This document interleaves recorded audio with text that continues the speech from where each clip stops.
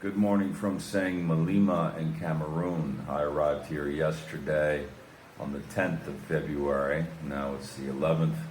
After a long day, about 160 kilometers, 100 miles, coming out of Yaoundé, also in Cameroon. In fact, the political capital, as it was described to me by a local yesterday. I think the rest of us just know it as the capital of Cameroon. The roads took a turn for the far better yesterday, not only rural with forests on both sides of the road, but also amazing asphalt relative to what I've been experiencing in West Africa in general. In addition, the vehicle count is quite low, and the ones that are traveling tend to be traveling much slower, respecting the countryside, though of course there were exceptions.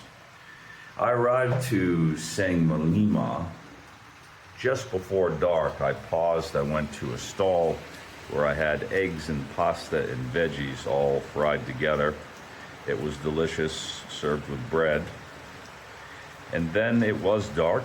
As I made my way, I closed the gap less than a mile, a kilometer and a half or so, to a facility. This facility here, in part, you can see behind me. It's called Cathedral of Our Lady. I heard the bells of the cathedral this morning, but I have not visited it yet. I hope to do so, though, because if you go through that portal there, you arrive to a gorgeous courtyard, where for a moment last night I thought I would be camping, though my original thought was I would be camping here based on information on iOverlander. That's how I found this space, by the way.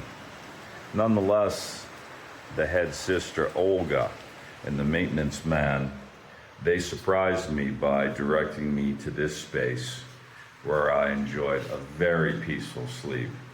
The town is just beyond these buildings you just saw. Nonetheless, you can hear the softest sounds when you lay quietly in that bed behind me before you fall asleep. It is a treasure for anyone who's been dealing with the cacophony of noise on the road. And so this morning I considered how I wanted to proceed, knowing what is just down the road. Quite a wilderness experience, I think. Of course, it's not true wilderness. There'll be villages, etc. But it'll be one of the more remote spaces that I travel through on this journey. And by then I'll be deep into the Republic of the Congo, often simply referred to as the Congo. So I think I'm going to pause here. I've already sent a message to Olga and no response yet. I hope I can stay for 2 more nights. I will do some video prep work here, mostly just getting organized for an eventual longer pause when I will generate the next batch of films. So that's the story from my current base camp in Sangmelima among the sisters at the Cathedral of Our Lady.